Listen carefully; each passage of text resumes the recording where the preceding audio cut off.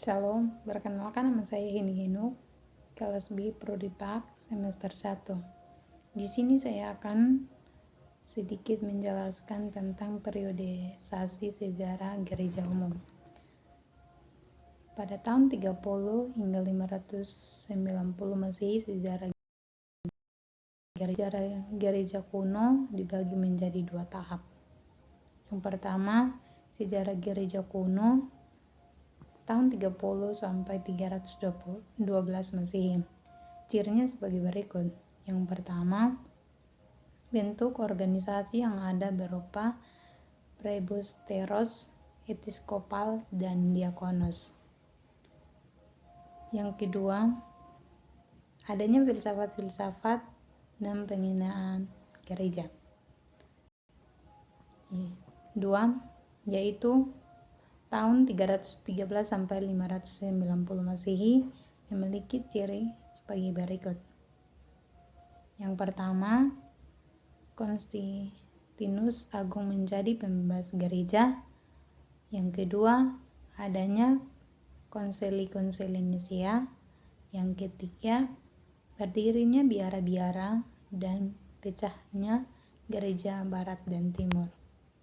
Bagian yang kedua, tahun 590 sampai 1992 atau 1517 Masehi. Sejarah gereja abad pertengahan. Tahap 1, tahun 590 sampai 910 Masehi. Ciri-ciri sebagai berikut. Yang pertama, gereja barat atau gereja Roma Katolik yang dipimpin oleh uskup atau paus.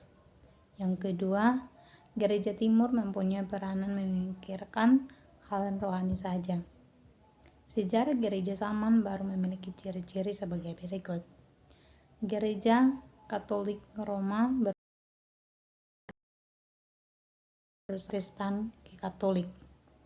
Yang kedua, gereja Katolik Roma memperbaiki kelemahan yang ada di dalam gereja, khususnya doktrin. Kemudian gereja Katolik memperlebar sayapnya ke negara baru atau kontrak reformasi.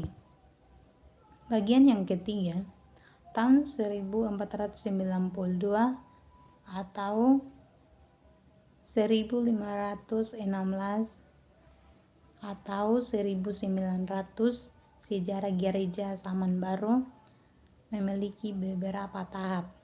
Tahap yang pertama, tahun 1521 Masehi, Martin Luther diadili di Pengadilan Tinggi Jerman.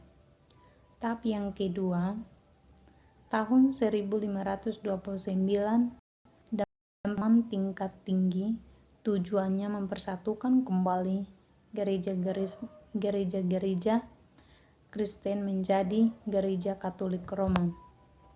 Tahap yang ketiga, tahun 1300 sampai 1492 atau 1517 dibagi menjadi 3, yaitu pertama, adanya perpecahan di gereja Katolik Roma dan hidup gereja merosot.